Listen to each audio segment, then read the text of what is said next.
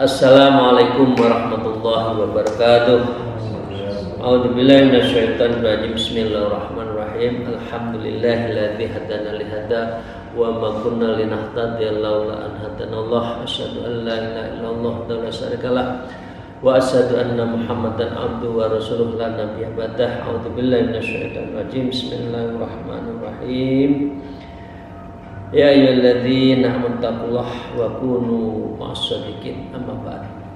Para salikin jamaah rahimakumullah, teman, sahabat, kolega, seizin guru mari kita melanjutkan seraya bersyukur alhamdulillahirabbil alamin ala kulli halin wa nikmatin, dan bersalawat Allahumma shalli ala sayyidina Muhammad wa ala alihi washabihi. Insyaallah ini kita akan mengakhiri tentang tafakkur menjadi bagian dari wirid kita sehari-hari dengan berbagai makna tafakkur yang di situ kita lebih bisa mendekatkan diri pada Allah. Tafakkur atas ciptaan Allah, tafakkur atas dosa amal kita yang belum tentu diterima, tafakkur terhadap akhir, dan tafakkur tentang hisab, surga dan sebagainya. Itu menjadi bagian dari memotivasi kita dalam rangka mendekatkan diri pada Allah. Wa qala al-mu'allif fi hadzal kitab wa nabiyina bi ulumiyya fid darin amin ya rabbal alamin. Selanjutnya Imam Alwi Al-Haddad menukil beberapa ayat yang ini menjadi renungan kita. Akan saya bacakan. A'udzubillahi minasyaitonir rajim. Bismillahirrahmanirrahim. Faminhum man arsalna 'alaihi hasiban wa minhum man akhadtuhu as-sayhah wa minhum man khasafna bihil ard wa minhum man aghraqna wa ma kana Allah liyadlimahum walakin kanu anfusahum yadlimun. Arti dari surat Al-Ankabut ayat 40 ini kita minta renungkan.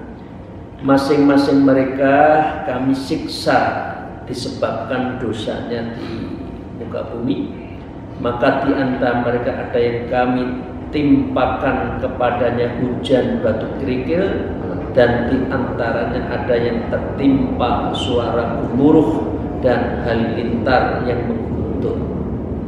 Itu di neraka.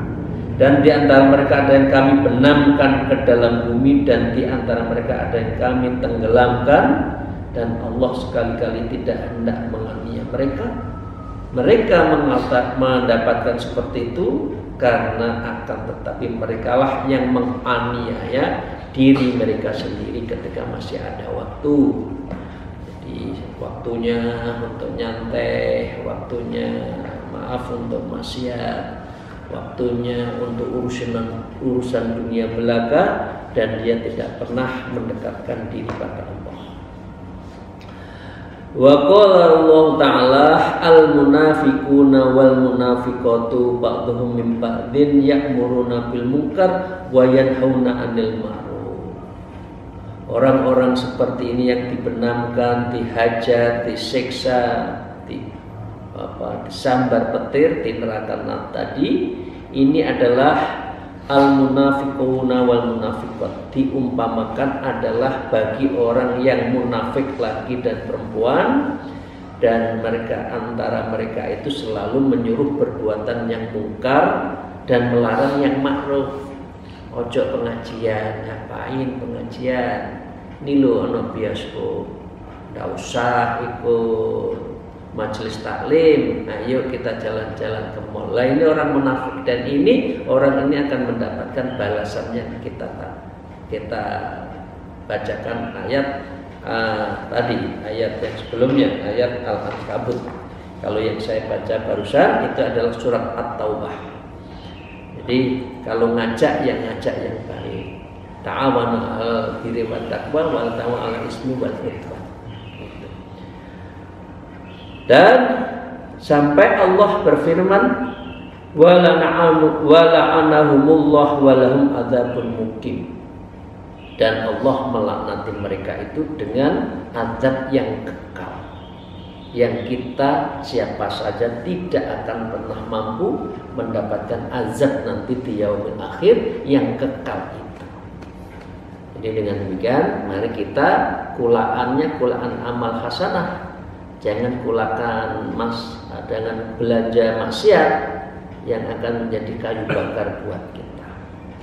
Wa qala ta'ala, dan berfirman Allah juga di surat At-Taubah 71, a'udzubillahi minasyaitonir rajim, wal mu'minuna wal mu'minatu ba'dhum awliya'i ba'dhin ya'muruna bil ma'ruf.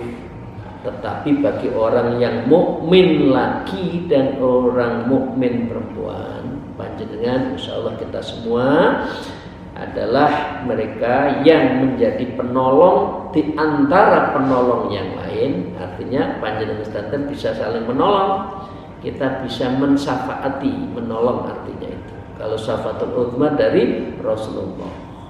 Mana jamaah majelis kolbu, majelis taklim, ngaji kolbu, ya ada sesuatu di akhirat nanti kita bisa mencari dan kita bisa untuk saling menolong, ya.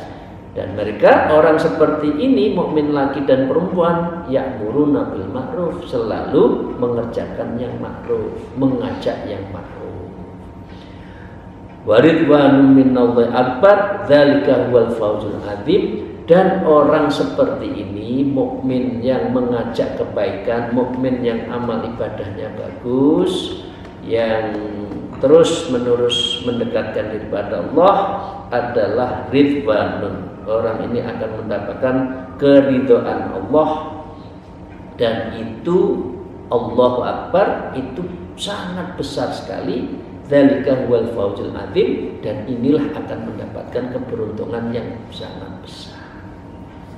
Jadi ngajak, kalau ngajak teman, ya apa organisasi apapun ya yang kita miliki, diisi dengan kegiatan-kegiatan yang ma'ruf, pengajian, tahlilan, kirim doa, yasinan, ya dan sebagainya. Nah, di tengah-tengah rapat, ayo kirim Fatihah dulu kepada arwah para pendiri organisasi yang telah wafat. Itu salah satu dari cara yang baik. Nah, berarti itu mengajak bil ma'ruf, ya'muruna bil ma'ruf. Dan ini akan Allah wa ridwanun minallahi akbar, akan mendapatkan keridhaan Allah. Kemarin di dalam kitab Usfuriyah kita sebutkan orang yang mendapatkan ridho Allah akan mendapatkan surga Aden yang di dalamnya seperti yang kita bayangkan kemarin, bidadari, mutu manikam, dan begitu indahnya yang ada di surga Aden. Wa qala ta'ala, innal ladzina la yarju liqa'ana wa radu bil hayatid dunya wa watma'annu biha. Ini ingat kepada panjenengan sedanten kita semua. Innal ladzina la yarju liqa', orang yang tidak mengharap perjumpaan dengan Allah, orang yang tidak bertorekoh ingin berjumpa dengan Allah, orang yang tidak suluk dalam rangka mendekatkan diri pada Allah, yang nanti wa fil jannati bi ru'yati rabbil alamin, tidak ingin berjumpa dan melihat Allah, tapi waradu bil hayatid dunya, tapi dia hanya rela urusan dunia siang malam dikejar, tapi tidak pernah menjalankan ibadah-ibadah mahdhah wa ghairu mahdhah, tambahan-tambahan nawafil, sholat sunnah dan ibadah sholat malam hari tidak pernah dijalankan. Maka dengan demikian orang ini mengira wa tatma'unnu biha, mengira tentram di dunia. Enggak. Dunia itu ternyata membelenggu, nggih napa nggih? Mau ini ingin itu, mau nambah ini, mau nambah itu, punya ini, ingin punya itu yang lain, nggak ada habisnya. Jadi mengira kalau urusan dunia dia itu wa'at ma'annu, dia akan tenang, tentram. Enggak, punya dunia itu enggak tentram. Bapak-bapak sekalian, katakan panjenengan jadi kepala sekolah atau jadi dekan, tentram enggak? Wah, bentar lagi jabatan saya habis. Wah, saya mau diganti. Enggak tentram urusan dunia. Nah, karena itulah kita diminta yarjuna liqa'illah. Kita diminta ingin berjumpa, mengharap perjumpaan dengan Allah. Mengharap perjumpaan Allah berarti Allah ridho, dan ridho ini adalah makom tertinggi bagi orang yang ingin mendekatkan diri kepada Allah di dunia maupun di akhirat. Jadi panjenengan kita semua harus punya niat itu. Kalau nggak tarekoh, nggak suluk, udahlah, itu akan serampangan. Mau ibadah itu serampangan saja, ya, tidak akan tersistematisasi amalan wirid-wiridnya itu. Tahu-tahu sudah mau wafat dan belum pernah melakukan pendekatan pada Allah yang betul-betul. Hidup itu just life, sekedar hidup, tidak the meaningful of life, tidak hidup yang penuh makna. Eman-eman loh, sayang loh, hidup di dunia sekali kok hilang begitu saja. Monggo ya Bapak Ibu sekalian yang sudah berniat, ayo kapan monggo, mumpung belum datang ajal. La yastakhiruna sa'atau wa la yastaqdimun. Sebelum ajal datang, karena tidak ada yang bisa ngerem dan tidak bisa memajukan. Nah, itu semua kita diminta renungkan. Kalau sudah kita mendapatkan hidayah, maka dengan demikian, ini tadi surat Al-Yunus 7 ya. Kalau sudah itu semua kita dapatkan, kita sudah ingin dekat dengan Allah, sudah dibacakan ayat-ayatnya tadi mulai kemarin, maka ila qoli wa akhiru da'wahum anil hamdulillahi rabbil alamin. Kalau sudah Allah membukakan pintu kita dalam rangka mendekatkan, maka kita harus membaca alhamdulillahi rabbil alamin. Ya, ayat-ayatnya di dalam Al-Quran. Para salikin jamaah rahimakumullah, wa qala al-alif hadal kitab wa nabima bi ulma fid darin amin ya rabbal alamin. A'udzubillahi minasyaitonir rajim. Wa thamratu hadat tafakkur mahabbatus su'ada. Wa tamadatul hadat tafakkur, dan orang yang memikirkan tafakkur seperti itu, ingin mendekatkan daripada dan akhirat, akan melahirkan buah mahabbatus su'ada, yaitu mencintai orang-orang su'ada, orang-orang aulia. Jadi yang dicintai itu contoh itu aulia, para wali, para orang yang dekat dengan Allah, bukan orang artis, orang kaya, pejabat, bukan itu yang kita mahabbai. Yang kita mahabbai ini adalah orang-orang yang dekat dengan Allah. Karena kalau sudah seperti itu, wa hamlun nafsi alal amali wa bi a'malihim. Kalau kita prototipenya adalah para wali, para aulia, ulama khos, maka kita akan mendorong untuk berbuat baik seperti mereka itu. Nah, kalau yang kita tiru orang baik, insya Allah kita akan baik. Tapi kalau yang ditiru orang nggak baik, ya nggak akan baik. Jadi niru itu adalah niru yang betul-betul min aulia, orang-orang ahlus sholihin. Wa takhalluqu bil akhlaqihim, dan akhirnya kita akan memiliki akhlak seperti akhlak-akhlak mereka. Jadi al-akhlaqu al-adabu fauqal ilmi. Adab, akhlak itu di atas ilmu. Orang pintar banyak, tapi orang yang bohongin juga lebih banyak. Tapi orang yang beradab itulah di atas ilmu. Mengapa? Di antara ulama-ulama itu kalau salaman saling mencium tangan, saling rangkulan, kadang-kala saling apa, itu saling menghormat karena beliau itu adalah contoh dan beliau itu adalah adabnya sangat tinggi.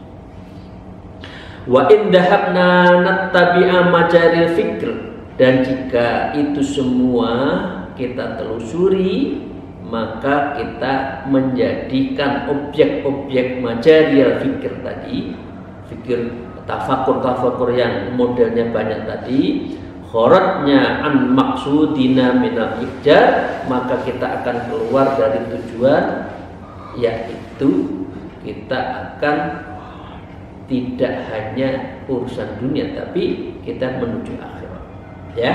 Dan mengenai hal ini, wa fiha asrona ilahi kifayatul al-akil. Orang-orang yang menuju Allah itu sebetulnya mau cukup menjadi tanda bagi orang yang berakal.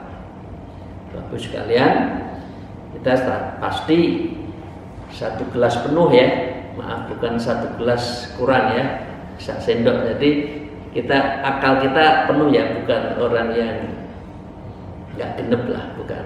Nah, kalau akal kita benar, maka membaca ayat-ayat tadi itu lebih, dan kita akan mendekatkan diri pada Allah.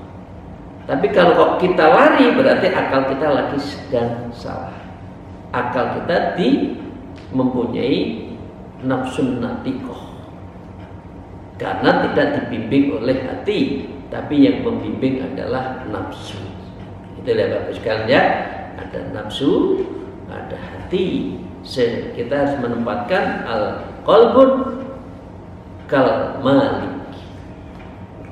Qalbun itu harus menjadi raja yang memerintahkan otak kita, dan otak kita yang memerintahkan kepada panca indera kita untuk menjalankan. Bapak sekalian, sahabat sekalian, wa qala mu'allif wa yanbaghi an ayyastaghfiru inda kulli naw'in minnat tafakkur ma yunasibu minnal ayati wal ahbar wal athar. Kalau berzikir, kalau kita bertafakur, seharusnya menghadirkan setiap apa yang kita renungkan itu sesuai dengan minal ayah yang ada di dalam Al-Quran, wal ahbar dan hadis, wal athar dan asar. Dan asar itu bukti kebesaran Allah. Gunung, laut, siapa yang membuat ya? Pasti Allah. Nah, itu akan mendekatkan diri kita. Kita akan mendekatkan, bisa mampu mendekatkan diri kepada Allah. Nah, waqad asrona ila dzalik min kulli nau'in bi dzikri syai'in minal ayah munasabatillahu. Maka sungguh kami telah menjelaskan hal tadi, semua yang ada di dalam tafakur, zikir, aurat itu yang ada hubungannya dengan minal ayah, ayat-ayat al-munasabatillahu yang sesuai dengan perenungan-perenungan kita. Dan biasanya yang saya sebut itu bagi saya ya, yang PMI ya. Bismillahirrahmanirrahim. Inna fi khalqis samawati wal ard wa ikhtilafil laili wan nahari ayatil lil albab. Al albab itu kita pemikir, ahli, ilmuwan ya. Siapa sih? Alladzina yazkurunallah, orang selalu berzikir, bayatafakkaru dan bertafakur terhadap semua apa ciptaan Allah. Itu adalah ciri orang yang disebut dengan cendekiawan. Zikir, tapi zikir-zikir itu dibuktikan dengan amal soleh. Sehingga anak-anak PMI sampai sekarang apa motonya itu zikir, amal soleh. Alhamdulillah saya ikut merumuskan 3 kata itu sejak 91 dan sekarang belum dirubah. Alhamdulillah. Tapi Bapak Ibu sekalian, ini ada peringatan. Wa iyyaka tafakkaru fi dzatillahi ta'ala wa sifai min haitsu tatlabul mahiyah. Kalau bertafakur jangan merenungkan tentang zat Allah, sifat-sifat Allah, dan mencari hakikat Allah. Jangan. Allah itu gimana ya? Tingginya, besarnya, nggak boleh. Allah itu la kaifin wala mislin. Allah itu tidak bisa dipadankan dan diperumpamakan, nggak bisa. Jadi nggak boleh memikirkan Allah dari sisi zatnya, itu nggak boleh. Begitu juga dari hakikat zat Allah itu apa ya? Allah duduk di atas arsy, duduknya kakinya, kursinya berapa ya? Ayat kursi kan? Kursinya berapa ya? Duduknya gimana ya? Silo atau tawaruk atau jigan Allah kalau duduk? Nggak boleh. Karena la kaifin wala mislin. Ingat loh ya, kalau tafakur itu jangan zat dan sifat Allah. Ya, wa ta'aqilu kaifiyatin, dan kamu jangan merasionalkan bentuk-bentuk Allah itu. Allah besar, Allahu Akbar. Besarnya seberapa ya? Dengan gunung besar mana? Nggak boleh. Ingat ya, ini awas. Ini nanti kalau merasionalkan itu menjadi pahamnya Mu'tazilah yang mengedepankan rasionalitas. Nggak boleh. Fakol lama wal'a bidzalika ahadun ila huwa hawa fi masfil taktil. Jadi kalau orang mau bertafakur menggunakan rasionalitas di dalam zat Allah tadi, hakikat Allah, awas loh, kamu akan mahwil taktil, kamu justru akan terjerumus pada hal yang ateis. Mana Allah nggak kelihatan, nggak usah sholat, nggak. Nanti gitu. Jadi jangan memikirkan terhadap zat Allah. Au tawarrutu fit tawarrutis subah, dan atau kamu paling sedikit jangan-jangan kamu hanya ragu. Mana sih doa berkali-kali kok nggak dikabulkan? Mana sih saya sudah sholat malam kok masih begini-begini saja? Nanti ragu. Jadi tidak boleh memikirkan. Dalam hati tafakur min dzatillah itu tidak boleh. Ya, ingat itu. Karena itu nanti akan Mu'tazilah. Ya, ini menyangkut paham-paham di dalam Islam. Ada Mu'tazilah, ada Jabariyah, ada Qadariyah. Ya, Bapak sekalian. Dan yang benar itu Ahlus Sunnah Jamaah seperti yang kita anut, yaitu faham manhaj Ahlus Sunnah Jamaah. Wa qad ruwiya marfu'an ila Rasulillah sallallahu alaihi wasallam, dan seringkali ada hadis yang menjadi rujukan sandaran marfu', yaitu tafakkuru fi ayatillah wala tafakkaru fillah. Jadi ini sabda Rasulullah, kalian berfikirlah terhadap tanda-tanda kekuasaan Allah. Tanda kekuasaan gunung, kekuasaannya yang menyangkut langit, yang ada di laut, dan seluruh alam yang indah begitu. Siapa yang menciptakan Allah? Itu boleh. Bahkan diminta untuk bertafakur dalam rangka mendekatkan diri dan mengagungkan Allah. Ya, wala tafakkaru fillah, tetapi kamu jangan bertafakur terhadap zat Allah, itu nggak boleh. Ya, itu akan terjerumus di dalam faham Mu'tazilah tadi. Fa innakum lam taqdiruhu haqqa qadrih, karena sesungguhnya kalian tidak akan mampu merenungkan dengan sebenar-benarnya, ya, kadar perenungan nggak boleh. Wa ma utitum minal ilmi ila qalila, dan aku akan berikan ilmu manusia itu hanya qalil, sedikit. Jadi kalau ada laut, kita ambil air, maka yang masih tersisa di dalam jari kita, itulah ilmu kita. Nggak ada ilmu kita itu, nggak ada apa-apanya. Jadi nggak boleh sombong. Ya, sudah sombong memikirkan zat Allah, waduh, nanti jadi ateis, nggak boleh. Nah, Bapak sekalian yang saya hormati, bahada maqasadna dzikr. Maka inilah yang perlu Anda kita pikirkan, ya.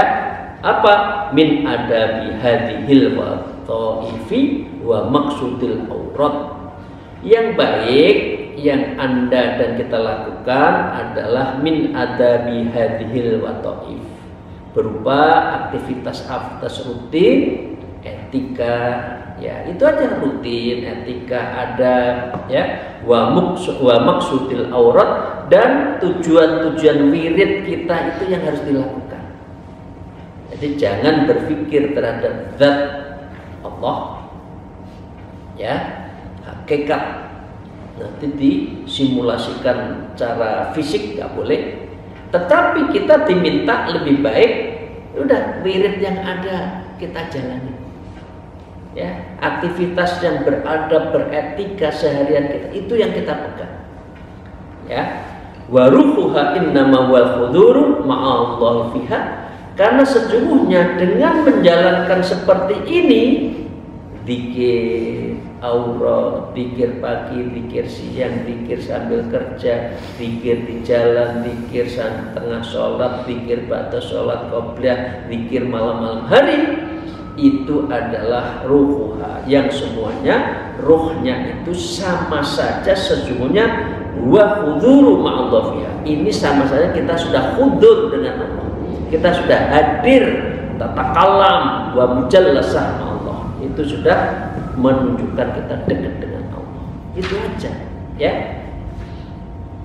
Fa'alaika bihi, sebaiknya itu yang Anda kita lakukan. Zikir yang sudah punya jalankan, zikir yang sudah dilakukan jangan ditinggalkan, ya. Itu ya Bapak sekalian. Walan tasila laili walan tasila ilaihi malam tasluk tariqah, dan kamu tidak akan sampai tadi hudur ma'allah tersebut sebelum kamu lam tasluk tariqah. Bapak sekalian tolong perhatikan, lam tasluk tariqah. Saya ulang lagi, lam tasluk tariqah, sebelum kamu suluk tariqah. Ya bisa. Karena otak kita, nafsu kita itu sehari menggelayut kita. Kalau orang bertujuan kepada dekat dengan Allah, hudur ma'allah, hanya bisa dijalankan dengan uslub tariqah, bersuluk di jalan tariqah. Karena itu kalau itu semua tidak dilakukan, lam tasluk tariqah, nggak akan bisa sampai hudur istishraq kepada Allah, nggak bisa. Wa yataful amal dhahirah, ya, itu semua dijalankan dengan ekstra di dalam amalan dhahirnya. Amal dhahirnya apa? Ya sholatnya ditambah, qobliyah, ba'diyah, rawatibnya, sholat malamnya. Ya syukur bagi teman-teman yang sudah suluk, kalau malam ditambah sholatnya tahajud, taubatan nasuha, sholat liridhoillah, lisukrillah, lifatilillah, jalankan, ya. Dhahirah ma'an ta'ala bil khudhi ma'allah fiha, ya, disertai memaksa dengan cara memaksakan hati, dipaksa. Kalau nggak dipaksa jadi nggak bisa. Udahlah, begitu pulang, begitu ke kantor yang diingat kantor, bukan Gusti Allah lagi. Udahlah, percaya.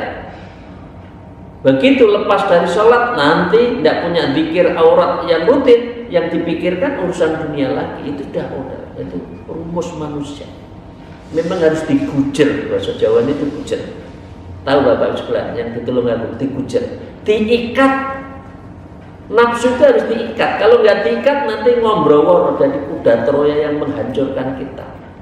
Ya, dan amalan seperti itu kita harus dipaksa. Untuk apa? Ma'at takallufi hudur, agar kita bersama bisa hudur, hadir ma'allah fiha, di dalam ibadah-ibadah tersebut. Dan sholat kita itu, maaf ya, sholatnya itu tujuannya merumuskan perencanaan apa yang harus kita lakukan. Betul nggak?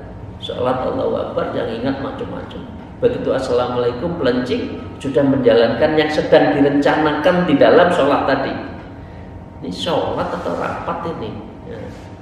Ya, Ya, karena apa? Karena tidak bisa, tidak membiasakan dekat dengan Allah, tidak bisa uslub thariqah, tidak bisa suluk ke thariqah. Itu akhirnya sholatnya serampangan.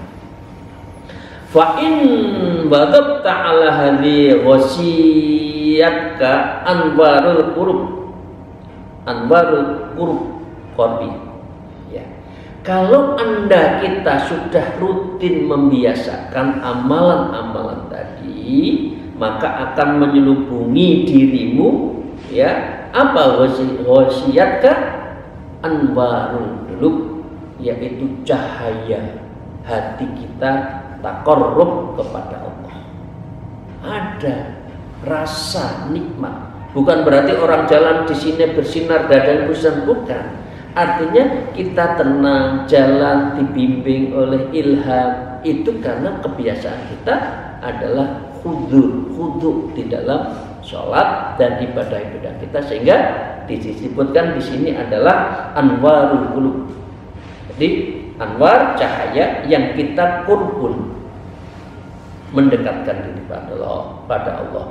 Wa fadat alaika ulumul ma'rifah, dan ini akan bisa mengalir berlimpah sampai mendapatkan ilmul ma'rifah. Jadi saya ulang, ilmul ma'rifat tidak bisa didapatkan kalau tidak sulukut thariqah, bersuluk dan berthariqah. Karena kalau tidak itu berarti kita tidak khudu, tidak bisa mampu khudur ma'allah, tidak bisa. Kita itu hadir, khudur, dan kita mengerjakan itu berarti serampangan saja.